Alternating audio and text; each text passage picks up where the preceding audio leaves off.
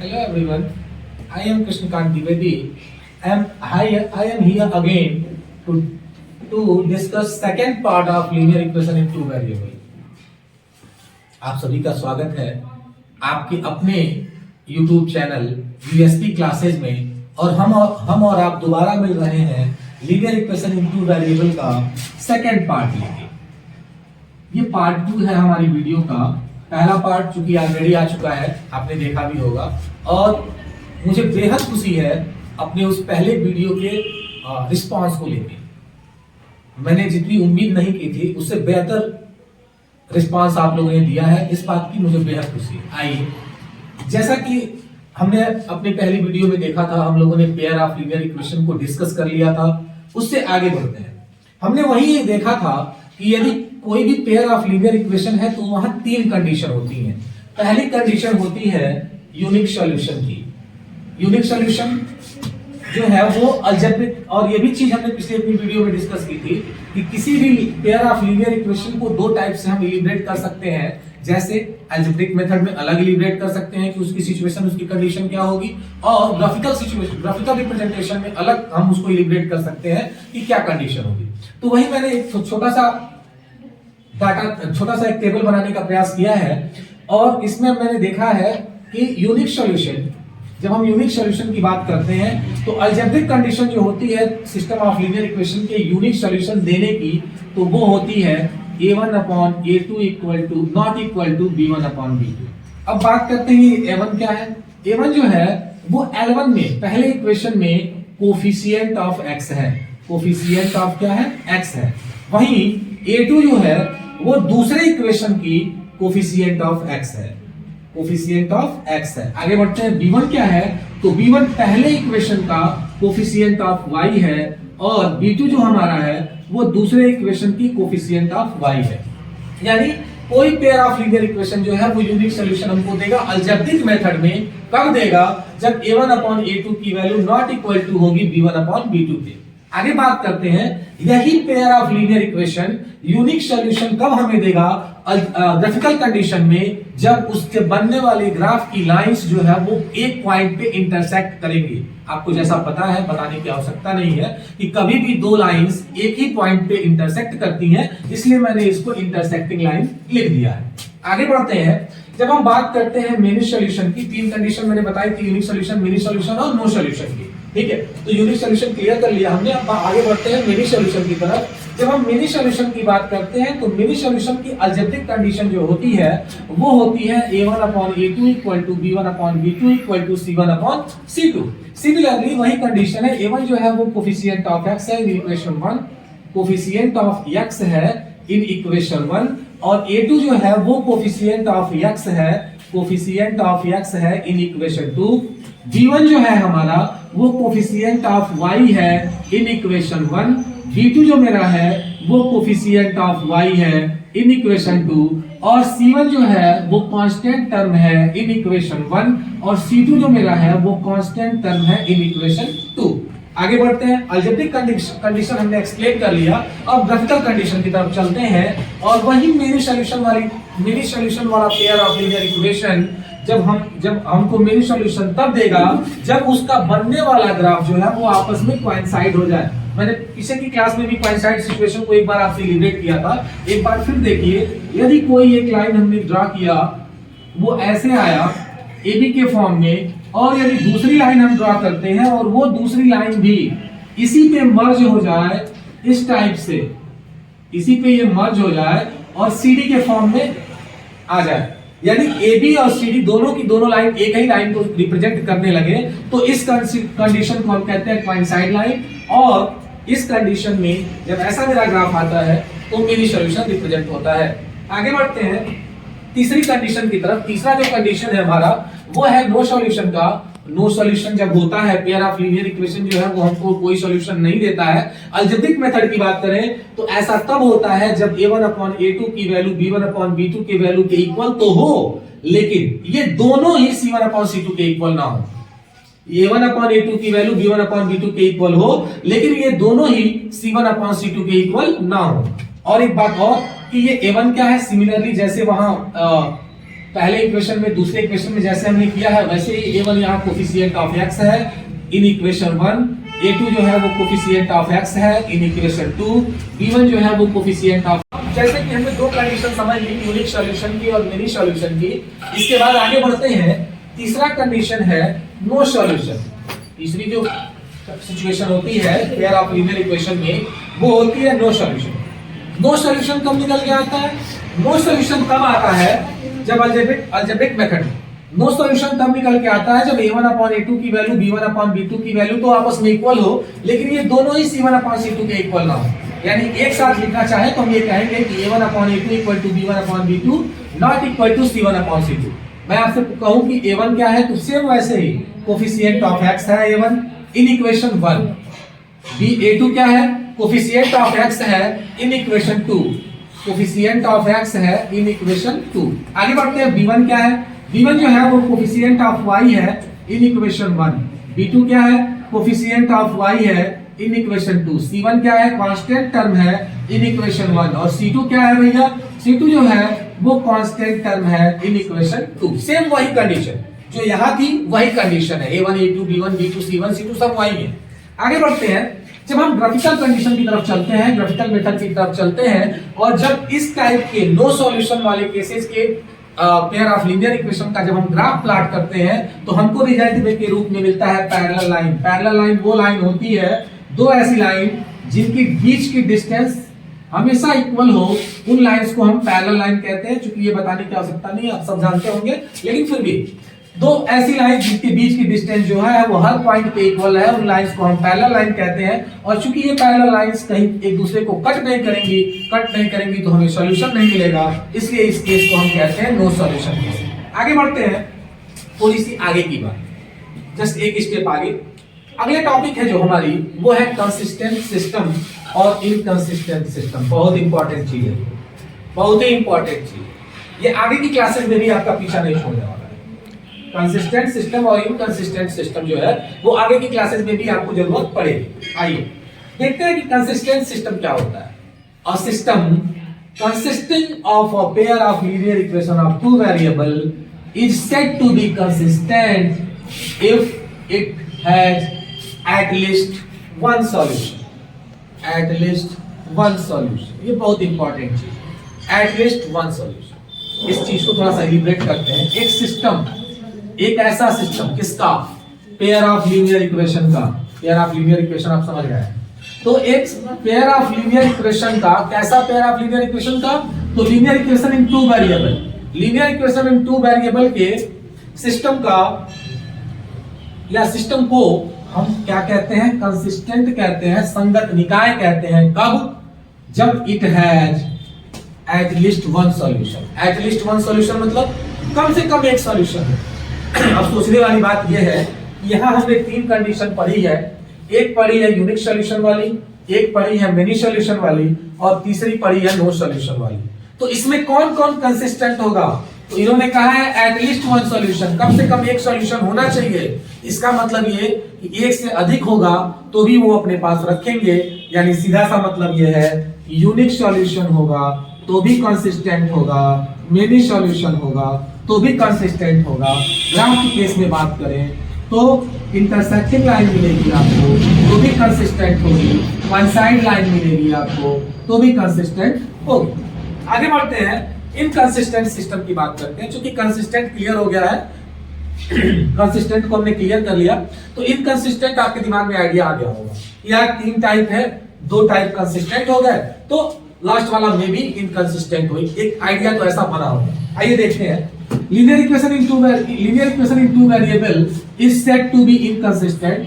Linear equation in two variable is said to be inconsistent. कोई भी रैखिक समीकरण जो दो चर में हो उसको हम इनकंसिस्टेंट या असंगत निकाय कहते हैं। कब? It has no solution, जब इसके पास कोई सॉल्यूशन ना हो। It has no solution, जब इसके पास कोई सॉल्यूशन ना हो। यानी नो सॉल्यूशन वाली बात तब होती है जब a1/a2 equal to b1/b2 not equal to c1/c2 हो, या ग्राफिकली रिप्रेजेंट करें तो हमें पैरेलल लाइन मिले। यानी सीधी सी बात ये हुई कि यदि हमारे पास यदि हमारे पास तीन केसेस बन के निकल के आते हैं, पहला यूनिक सॉल्यूशन का, दूसरा मिनी सॉल्यूशन का और तीसरा नो सॉल्यूशन का, तो हमने ये देखा कि यूनिक सॉल्यूशन और मिनी सॉल्यूशन जो है वो कंसिस्टेंट सिस्टम है, जबकि नो सॉल्यूशन जो हमारा है वो इनकंसिस्टेंट सिस्टम है।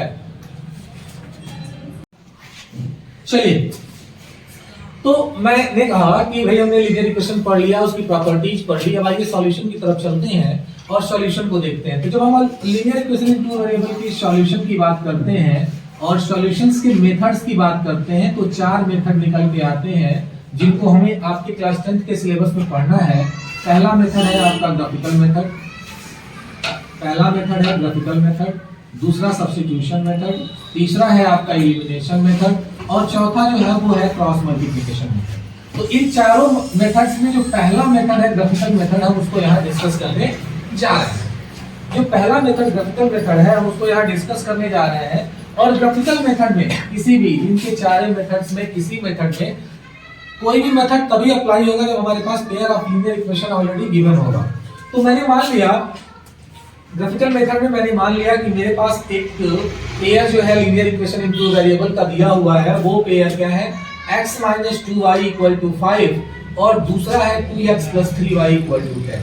जब भी आपको सिस्टम ऑफ लीनियर इक्वेशन या पेयर ऑफ लीनियर इक्वेशन मिले, सबसे पहला काम करिए उन इक्वेशंस को लिख लीजिए जैसे मैंने लिखा हुआ है और इनको नेम दे लीजिए, जैसे ये इक्वेशन 1 और ये इक्वेशन 2।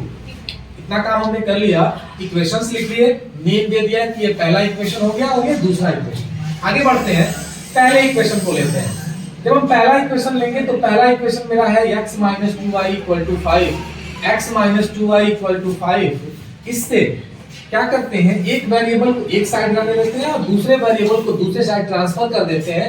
वो काम इसलिए करते हैं ताकि एक में हम वैल्यू पुट कर सके और दूसरे साइड से वैल्यू इजीली फाइंड कर सके। जैसे देखिएगा, मेरे पास x - 2y = 5 था, मैंने इसको क्या किया कि चूंकि माइनस था, इसको ट्रांसफर करने से इजीली वो प्लस में कन्वर्ट हो जाएगा, इसलिए मैंने इस -2y को ट्रांसफर कर दिया और x की वैल्यू आ गई 2y + 5। आगे बढ़ते हैं, अब ये मेरा इक्वेशन हो गया जिसमें हम x और y की कॉरेस्पॉन्डिंग, x और y से मतलब ये है कि या तो x की वैल्यू रखेंगे और y की वैल्यू फाइंड करेंगे, या y की वैल्यू एज्यूम करेंगे और x की वैल्यू निकालेंगे। तो मैंने क्या किया, मेरे पास ये इक्वेशन आया x = 2y + 5, ये मैंने ले लिया। अब हम वैल्यूज पुट करते हैं। मैंने पहली वैल्यू ली, सपोज करिए कि मैंने ये मेरे पास x = 2y + 5 था, मैंने y को पहली वैल्यू दी y = -2। मैंने y को, याद रखिएगा, मैंने y को पहली वैल्यू दी -2, तो x बराबर होगा 2 × -2 + 5 यानी -4 + 5, आपका हो जाएगा -4 + 5 1। यानी जब हमने y को -2 वैल्यू दी है तो x की वैल्यू मेरी आ गई कितनी, 1। x की वैल्यू मेरी 1 आई कब, जब मैंने y को -2 वैल्यू दी है। आगे बढ़ते हैं, दूसरी केस की बात करते हैं। जब यही मेरा इक्वेशन है x = 2y + 5, अब एक पेयर मेरे पास सॉल्यूशन का एक पेयर आ गया, कम से कम 3 पेयर निकालने का प्रयास करते हैं कि 3 पेयर हमको मिल जाए। तो दूसरे पेयर की तरफ बढ़ते हैं और मेरा इक्वेशन फिर वही है कि x = 2y + 5। अगली वैल्यूज जो है हम y को देते हैं y = -1। एक चीज याद रखिए, हम कोई वैल्यू x की एज्यूम कर सकते हैं या y की कोई वैल्यू एज्यूम कर सकते हैं और उसके करस्पॉन्डिंग, यदि हमने y एज्यूम किया है तो करस्पॉन्डिंग x फाइंड कर सकते हैं, यदि मैंने x एज्यूम किया है तो करस्पॉन्डिंग y निकाल सकते हैं। मैं ये पर्टिकुलर वैल्यू इसलिए ले रहा हूं, कि मुझे y के इन मानों से x के मान जो है वो होल नंबर मिल रहा है। ऐसा नहीं है कि आपको कोई और वैल्यू ले लेंगे तो आपको नंबर नहीं मिलेगा, बिल्कुल मिलेगा। हो सकता है वो फ्रैक्शन में आ जाए, और लाइन के फ्रैक्शन को रिप्रेजेंट करना होल नंबर की बजाय थोड़ा सा डिफिकल्ट होता है, ठीक है। क्योंकि मेरे पास स्केल नहीं है, आपके पास तो स्केल भी होगी, आप यूज कर सकते हैं। आप चाहें तो आपके पास स्केल भी होगी, आप स्केल की मदद से फ्रैक्शंस भी निकाल के आप यूज कर सकते हैं। चलिए आगे बढ़ते हैं। मैंने y की दूसरी वैल्यू ली, y = -1। जब y की ये वैल्यू इक्वेशन में रखेंगे तो x = हो जाएगा, x = है 2y + 5, y के प्लेस पे आएगा 2 × -1 + 5 -2 + 5, 2 × -1 -2 हो जाएगा, -2 + 5 मेरा आ जाएगा x की वैल्यू 3। यानी जब y की वैल्यू मैंने -1 रखी तो x की वैल्यू 3 आ गई। अब देखिए दो मान मेरे निकल गए, दो वैल्यूज मेरी आ गई, दो सेट आ गए। पहला x equal to 1 y equal to 2 और दूसरा सेट मेरे पास आ गया x equal to 3 y equal to -1। आगे बढ़ते हैं, तीसरे सेट की तरफ बढ़ते हैं। मेरा इक्वेशन फिर वही है x equal to 2y plus 5। मेरा इक्वेशन फिर वही है x equal to 2y plus 5। फिर मैंने तीसरी वैल्यू एज्यूम की और वो वैल्यू थी y इक्वल टू 0। जब मैंने y की वैल्यू 0 ली तो देखिएगा इस पे क्या इफेक्ट पड़ेगा। x equal to 2y plus 5 है और मैंने वैल्यू रख दी 2 इंटू 0 प्लस 5, ये हो गया 0 प्लस 5 और x की वैल्यू मेरी 5 आ गई। यानी एक तीसरा पेयर मेरा आ गया x इक्वल टू 5 और y इक्वल टू 0। यहाँ पर आप कैरी कर लीजिए, x की वैल्यू जब 1 है तो y की वैल्यू -2, x की वैल्यू जब -1 है तो y की वैल्यू जब -1 है तो x की वैल्यू 3 और y की वैल्यू जब 0 है तो x की वैल्यू 5। ये टेबल बना लेते हैं। ये टेबल हम इसलिए बना लेते हैं कि टेबल बनाने के बाद एक साथ क्या नाम है पॉइंट्स को रिप्रेजेंट करना इजी हो जाता है। हमको ये पता चलता है कि x की करस्पॉन्डिंग x की किसी पर्टिकुलर वैल्यू पे उसकी करस्पॉन्डिंग y की वैल्यू क्या है। पहले इक्वेशन का काम मेरा लगभग कंप्लीट हो गया। आगे अभी केवल इसकी जरूरत लगभग इसलिए कह रहा हूं कि अब इसकी जरूरत ग्राफ को प्लॉट करते पड़ेगी, ठीक है, वहां हम देखेंगे। अब ये जो दूसरा टेबल है वो कैसे निकलेगा इसकी बात करते हैं। पहले इक्वेशन से मुझे जो कैलकुलेशन अलजेब्रिक कैलकुलेशन करने थे वो लगभग मैंने कर लिए। आप दूसरे इक्वेशन की तरफ चलते हैं और दूसरे इक्वेशन को देखते हैं। दूसरा इक्वेशन मेरा है क्या भैया, तो 2x plus 3y equal to 10। मेरा दूसरा इक्वेशन है 2x plus 3y equal to 10। इस इक्वेशन से मैंने क्या किया, 2x को मैंने इधर ही रहने दिया, y को उधर ट्रांसफर कर दिया तो प्लस 3y था। ध्यान दीजिए 2x plus 3y equal to 10 है, मैंने 2x को यहीं रहने दिया और 3y को उधर ट्रांसफर किया तो 10 माइनस 3y हो जाएगा, प्लस था उधर जाके माइनस हो जाएगा। क्योंकि x का कोफिशिएंट यहाँ 2 है, प्रयास करते हैं कि x का कोफिशिएंट 1 ही रहे। तो x का कोफिशिएंट 1 बनाने के लिए मुझे क्या करना होगा, इस 2 को दूसरे साइड में ट्रांसफर करना होगा। यहाँ 2 का मल्टीप्लिकेशन है x के साथ, ये जब उस साइड जाएगा तो डिवीजन हो जाएगा और x की वैल्यू मेरी आ जाएगी 10 माइनस 3y बाई 2। अब इसमें हम x की करस्पॉन्डिंग वैल्यू रखेंगे, y की वैल्यू निकालेंगे, या y की करस्पॉन्डिंग वैल्यू रखेंगे और x की वैल्यू निकालेंगे। चलिए देखते हैं। मैंने लिया x की वैल्यू को y की वैल्यू, क्योंकि वहां y है इसलिए y की वैल्यू रखना आसान है। मैंने y की वैल्यू को 0 रखा। जब मैंने y की वैल्यू को 0 रखा तो मेरा x आएगा 10 minus 3 into 0 by 2, 10 minus 0 by 2 यानी 10 बाई 2 यानी कितना हो गया 5। यानी जब मेरा y 0 है तो दूसरे इक्वेशन के लिए मेरा x आ गया कितना 5। आगे बढ़ते हैं, ये होगा y की वैल्यू 0 तो मेरा x हो गया 5। आगे बढ़ते हैं तो हमने देखा कि y की जब वैल्यू 0 थी तो मेरी x की वैल्यू 5 आ गई, यानी एक पेयर मुझे मिल गया y की वैल्यू 0 पे x की वैल्यू 5। आगे बढ़ते हैं, y की दूसरी वैल्यू लेते हैं y इक्वल टू -2 और जब हम y की दूसरी वैल्यू -2 लेंगे तो यहाँ देखिएगा x की वैल्यू जो है वो 10 माइनस 3y बाई 2 कितना हो जाएगा 10 इंटू -3 इंटू -2 अपॉन 2 आ जाएगा कितना, ये 10 माइनस 3 इंटू -2 प्लस 6 हो जाएगा बाई 2, 10 और 6 16 बाई 2, 16 बाई 2 यानी 8 आ गया। y की वैल्यू जब -2 है तो मेरी x की वैल्यू आ गई कितनी 8। x की वैल्यू मेरी कितनी आ गई 8 आ गई। आगे बढ़ते हैं, अब तीसरे पॉइंट की तरफ चलते हैं। तीसरा पॉइंट है मेरा y इक्वल टू 4। तीसरा जो पॉइंट हमने लिया है वो पॉइंट है y इक्वल टू 4 और y इक्वल टू 4 जब इस इक्वेशन में पुट करते हैं तो x इक्वल टू है 10 माइनस 3y बाई 2। यहाँ जब 4 पुट की जाएगी तो 10 माइनस 3 इंटू 4 बाई 2 हो जाएगा और 10 माइनस 12 बाई 2 हो जाएगा 10 माइनस 12 मतलब 10 माइनस 12 मतलब हो जाएगा -2 बाई 2 जो है वो मेरा आ जाएगा -1। यानी y की वैल्यू जब 4 थी तो मेरी x की वैल्यू जो है वो आ गई कितनी -1। अब ये देखिएगा मेरे 3 पेयर, यहाँ भी 3 पेयर हो गए। एक y की वैल्यू 0 तो x की वैल्यू 5, दूसरा y की वैल्यू -2 तो x की वैल्यू 8 और तीसरा जो है y की वैल्यू 4 तो x की वैल्यू -1। 3 पेयर मिल गए, ठीक है। हम केवल टेबल, ये दोनों टेबल को हम केवल देखें, ठीक है। इन दोनों टेबल्स को देखें तो देखिए एक पॉइंट दोनों में कॉमन हो रहा है 50 और 50, यानी यूनिक सॉल्यूशन की तरफ हम बढ़ रहे हैं। और जब भी यूनिक सॉल्यूशन देता है तो मेरी लाइन इंटरसेक्टिंग होती है। तो आइए देखते हैं ग्राफ प्लॉट करके कि क्या मेरी लाइन इंटरसेक्टिंग हो रही है या नहीं हो रही। ओके देखिएगा, हमने जब ये टेबल निकाल लिया, पहले इक्वेशन से एक टेबल निकाल लिया और दूसरे इक्वेशन से ये दूसरा टेबल निकाल लिया। जब टेबल मेरा निकल गया, टेबल निकलने के बाद अब अगला काम क्या है, हमको प्लॉट करना है। हमको इसको प्लॉट करना है, यानी इस पहले टेबल की यूज से हमको एक लाइन निकालनी है, दूसरे की यूज से हमको लाइन निकालनी है, उसके बाद देखनी है। तो चलिएगा, x की वैल्यू जब 1 है तो y की वैल्यू कितनी है, -2। अगर जो हम x की वैल्यू 1 की बात करें, पहले इक्वेशन की बात कर रहा हूं, पहले टेबल से हम लाइन प्लॉट कर रहे हैं। x की वैल्यू जब मेरी 1 है तो y की वैल्यू कितनी है, -2। ये हो गया, ये -2 आ गया मेरा, और ये मेरा 1 आ गया, यानी ये पॉइंट मेरा हो गया 1, -2। ये आपको पता ही होगा कि जब भी हम पॉइंट लिखते हैं तो x के कोऑर्डिनेट पहले, y के कोऑर्डिनेट बाद में लिखते हैं। ये मेरा पॉइंट है। फिर दूसरे की बात करें, x की वैल्यू जब 3 है तो y की वैल्यू -1 है। ये x की वैल्यू 3 हो गई, और y की वैल्यू जो है वो y की वैल्यू -1 हो गई। x की वैल्यू जब 3 है तो y की वैल्यू कितनी हो गई, -1 हो गई। आगे बढ़ते हैं, जब x की वैल्यू 5 होगी, x की वैल्यू जब 5 होगी तो y की वैल्यू कितनी हो जाएगी, 0। तो x की वैल्यू 5 यहाँ है, और इसी आपको पता है x एक्सिस पे y की वैल्यू जो है वो 0 होती है। तो ये मेरा तीसरा पॉइंट हो गया।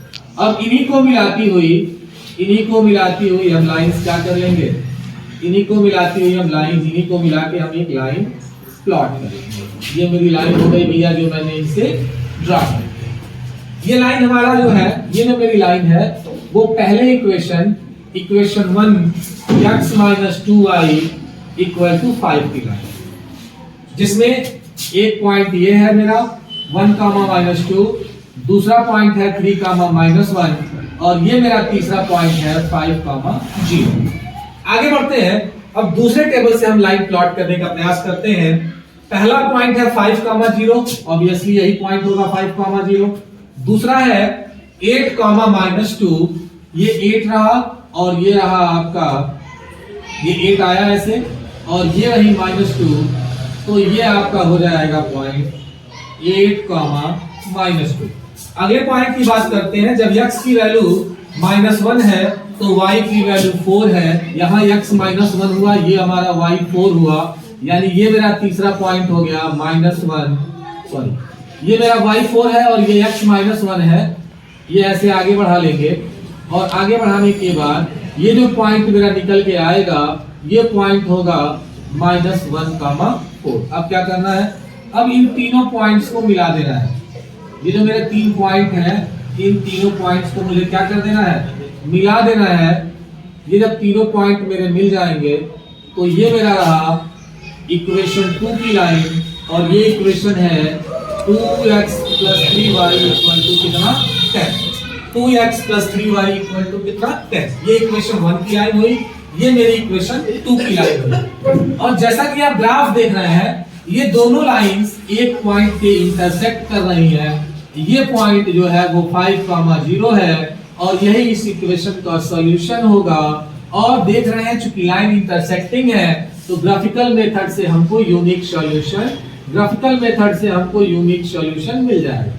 ग्राफिकल मेथड से हमको क्या मिल जाएगा, यूनिक सॉल्यूशन मिल जाएगा। आइए इसी चीज को जरा अलजेब्रिक में चेक करके देखें, इसी बात को जरा अलजेब्रिक में चेक करके देखें कि क्या मेरा ये कंडीशन सही है। तो देखिएगा, a1 की वैल्यू जो है वो 1 है, a2 की जो वैल्यू है वो 2 है, b1 की जो वैल्यू है वो -2 है, b2 की जो वैल्यू है वो 3 है। निकालें a1/a2 जो है वो 1/2 हो जाएगा, b1/b2 निकालें तो -2/3 हो जाएगा।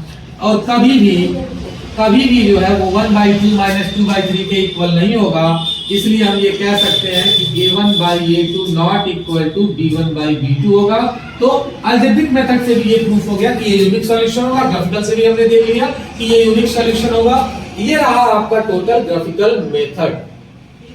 चलिए, हमने ग्राफिकल मेथड को समझा, एक क्वेश्चन किया। इस टाइप के क्वेश्चन भी बोर्ड आगे बढ़ते हैं, और इस टाइप के क्वेश्चन भी बोर्ड में पूछे जाते हैं क्या, कि check nature and number of solution for given system of equation. Check nature and number of solution for the given system of equation. मतलब क्या? मतलब कि दो इक्वेशन का सेट दे देता है और आपसे पूछता है कि भैया ये दो इक्वेशन का सेट है, बिना सॉल्व किए केवल कंडीशंस को चेक करके आप ये बताइए कि ये कंसिस्टेंट है या इनकंसिस्टेंट है, लाइन कैसी बन रही है, कि पैरेलल बन रही है, इंटरसेक्टिंग बन रही है, या वन साइड लाइन बन रही है, या कितने सॉल्यूशन मिलने हैं, एक सॉल्यूशन, कितने सॉल्यूशन, ये तीनों चीजें आपसे पूछता है। आइए देखते हैं कि इस तरह के क्वेश्चंस को कैसे किया जाता है। ये मेरा पहला इक्वेशन है, इक्वेशन 1, और ये मेरा दूसरा इक्वेशन, इक्वेशन 2। पहले इक्वेशन में x के कोफिशिएंट को a1 कहते हैं, a1 की वैल्यू 1 हो जाएगी क्योंकि x के पहले कुछ नहीं है तो 1 मान लिया जाएगा। आगे बढ़ते हैं, पहले इक्वेशन में b के कोफिशिएंट y के कोफिशिएंट को b कहते हैं, तो b1 की जो वैल्यू होगी वो होगी आपकी कितनी, साइन के साथ लिखा जाता है तो -3। आगे बढ़ते हैं, कांस्टेंट टर्म पहले इक्वेशन का c1 हो जाएगा तो c1 की वैल्यू हो गई -3। एक चीज हमेशा याद रखिएगा ऐसे क्वेश्चंस को करते वक्त, यहां देखिएगा पीछे वाले क्वेश्चन में हमने इक्वल टू के बाद कांस्टेंट को रखा था, यहाँ इक्वल टू के पहले कांस्टेंट को रखा है। आप चाहे तो इक्वल टू के बाद भी कांस्टेंट रख सकते हैं, इक्वल टू के पहले भी रख सकते हैं, लेकिन दोनों इक्वेशंस में सिमिलरिटी होनी चाहिए। सिमिलरिटी से सेंस ये है मेरा कि यदि पहले इक्वेशन में इक्वल टू के बाद है तो दूसरे में भी इक्वल टू के बाद होना चाहिए, या पहले इक्वेशन में इक्वल टू के पहले है तो दूसरे में भी इक्वल टू के पहले होना चाहिए। तो ये मेरा a1 1 आ गया, b1 जो है वो 3 आ गया, -3 आ गया, और c1 जो है वो -3 आ गया। आगे बढ़ते हैं, a2 ऑब्वियसली 3 हो जाएगा, b2 जो है वो -9 हो जाएगा, और c2 जो मेरा है वो -2 हो जाएगा। b2 दूसरे इक्वेशन में y का कोफिशिएंट है, a2 जो है वो दूसरे इक्वेशन में x का कोफिशिएंट है, और c2 जो है वो दूसरे इक्वेशन का कांस्टेंट टर्म है। हमें चेक करना है नेचर, तो पहले a1/a2 निकालें। a1/a2 की वैल्यू 1/3 आएगी, b1/b2 निकालें। b1/b2 होगा -3/-9, माइनस से माइनस कैंसिल और 3 से 9 कैंसिल, 1/3। a1/a2 और b1/b2 दोनों इक्वल आ गए, दोनों इक्वल आ गए। इसका मतलब ये कि यूनिक सॉल्यूशन तो भैया नहीं होगा। क्यों? क्योंकि यूनिक सॉल्यूशन तब होता है जब a1/a2 not equal to b1/b2। आगे बढ़ते हैं, c1/c देखिए जाओ, यदि यूनिक सॉल्यूशन, यदि a1/a2 और b1/b2 दोनों अनइक्वल आते हैं तो c1/c2 निकालने की कोई आवश्यकता नहीं है। लेकिन चूंकि दोनों इक्वल आ गए तो फिर मुझे निकालना होगा, और c1/c2 की जो वैल्यू होगी वो होगी -3/-2, माइनस से माइनस कैंसिल हो गया, यानी मेरा c1/c2 आ गया 3/2। यानी हम ये कह सकते हैं कि a1/a2 equal to b1/b2 not equal to c1/c2। इसका सीधा सा मतलब है कि सॉल्यूशन जो होगा वो नो सॉल्यूशन होगा, पहली बात। दूसरी बात, लाइंस जो बनेंगी वो पैरेलल लाइंस बनेंगी, और तीसरी बात, ये जो सिस्टम है वो इनकंसिस्टेंट होगा, ये जो सिस्टम जो है वो इनकंसिस्टेंट होगा। तो हमने अभी पिछला क्वेश्चन देखा जिसमें हमने नेचर और नंबर ऑफ सॉल्यूशन चेक किया, ठीक है। एक क्वेश्चन और उसी बेस पे करते हैं, फिर आगे बढ़ते हैं। तो देखिएगा, ये मेरा जैसे कि पिछले क्वेश्चन में हमने देखा था, दो इक्वेशन दिए हुए होते हैं कांस्टेंट, दोनों एक साइड होते हैं, वो सारा अरेंज कर लिया ऑलरेडी। इस इक्वेशन को मैंने इक्वेशन 1 मान लिया, इसको इक्वेशन 2 मान लिया। मेरे पिछले क्वेश्चन में हमने ये चीज क्लियर की थी, x के कोफिशिएंट को a1 कहते हैं, y के कोफिशिएंट को b1। पहले इक्वेशन में x के कोफिशिएंट को a1 कहते हैं, y के कोफिशिएंट को b1 कहते हैं, और कांस्टेंट टर्म को c1 कहते हैं। और दूसरे इक्वेशन में x के कोफिशिएंट को a2 कहते हैं, y के कोफिशिएंट को b2 कहते हैं, और कांस्टेंट टर्म को c2 कहते हैं। तो वो सारी चीजें मैं डायरेक्ट लिख ले रहा हूं। a1 बराबर 2 हो गया, b1 की वैल्यू 1 हो गई, c1 की वैल्यू हमारी -5 हो गई। आगे बढ़ते हैं, a2 की वैल्यू 4 हो जाएगी, b2 की वैल्यू जो है वो 2 हो जाएगी, और c2 की वैल्यू -10 हो जाएगी। अब केवल कंडीशन चेक कर लेना है। a1/a2 की बात करें तो 2/4, 1/2 आ जाएगा। b1/b2 की बात करें तो 1/2 वही रह जाएगा। c1/c2 की बात करें तो -5/-10, माइनस से माइनस कैंसिल, 1/2, 5 से 10 कैंसिल, 1/2 आ जाएगा। यानी यहां हम देख रहे हैं a1/a2 equal to b1/b2 equal to c1/c2, तीनों इक्वल हो गए। इसका मतलब ये सिचुएशन जो होगी वो होगी पहला मिनी सॉल्यूशन की अलजेब्रिक मेथड के फॉर्म में। आगे बढ़ते हैं, मिनी सॉल्यूशन की लाइंस के फॉर्म की बात करें तो पैरेलल लाइन होगी, इसकी पैरेलल लाइंस होगी। और कंसिस्टेंट इनकंसिस्टेंट की बात करें तो कंसिस्टेंट होगा, क्योंकि कंसिस्टेंट की डिफिनीशन में ही यही है कि एटलीस्ट वन सॉल्यूशन, कम से कम एक सॉल्यूशन आना चाहिए, एक से अधिक तो आ ही सकता है। बस इस प्रकार आज हमने ग्राफिकल मेथड और नेचर ऑफ इक्वेशन और number of solution of equation देख लिए। आगे ये जो 3 मेथड हमारे बचे हुए हैं, सब्स्टिट्यूशन, एलिमिनेशन और क्रॉस मल्टीप्लिकेशन, वो मेरी अगली वीडियो